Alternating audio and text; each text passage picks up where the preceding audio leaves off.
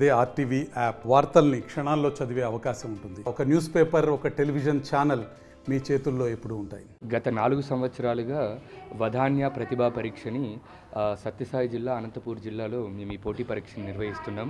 2024 కాను డిసెంబర్ 22 సత్యసాయి జిల్లాలో ఉన్న అన్ని ప్రముఖ గవర్నమెంట్ స్కూల్స్లో 220 గవర్నమెంట్ స్కూల్స్కి ఈ పోటీ పరీక్షను పెట్టాము.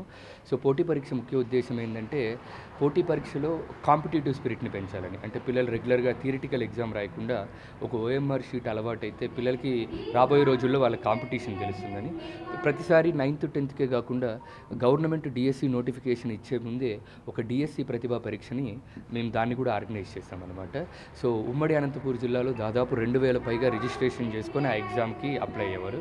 అంటే మేము ఇచ్చే బహుమతి ఏంటంటే ఆ బేసిక్ అయినా ఆ స్కాలర్షిప్ ఉపయోగపడుతుందని. మీకు తెలుసు చాలామంది నిరుద్యోగులు చాలా ఒక 100 రూపాయల నుంచి ఒక 1000 రూపాయలకు కూడా ఎంత ఇబ్బంది పడతారో ఆ చిన్న అమౌంట్ కూడా వాళ్ళకి మేము యూజ్ అవ్వాలనే ఉద్దేశంలోనే దీన్ని పెట్టాం. అలాగే రాబోయే రోజుల్లో కూడా ఈ పోలీస్ కానిస్టేబుల్కి కూడా ఒక ప్రతిభా పరీక్ష పెట్టాలని. అంటే జిల్లా వ్యాప్తంగా ముఖ్యంగా ఈ కరూరు రాయలసీమలో దీన్ని విస్తరిస్తూ వీలైతే ఈ ఎగ్జామ్ని ఆన్లైన్ ద్వారా రాష్ట్రమంతా పెట్టాలని కోరుకుంటున్నాం. దీన్ని సహకరించిన మా మిత్ర బృందానికి, మా టీం అందరికీ థ్యాంక్ యూ సో మచ్. ఆర్గనైజేషన్ని 2010లో స్టార్ట్ చేసాం. మేము దాదాపు 400 పైగా పిల్లల్ని చదివిస్తున్నాం. చదివించిన పిల్లల్లో కూడా చాలామంది సాఫ్ట్వేర్ ఇంజనీర్లు గాను వివిధ రంగాల్లో కూడా మంచిగా సెటిల్ అయి ఉన్నారు.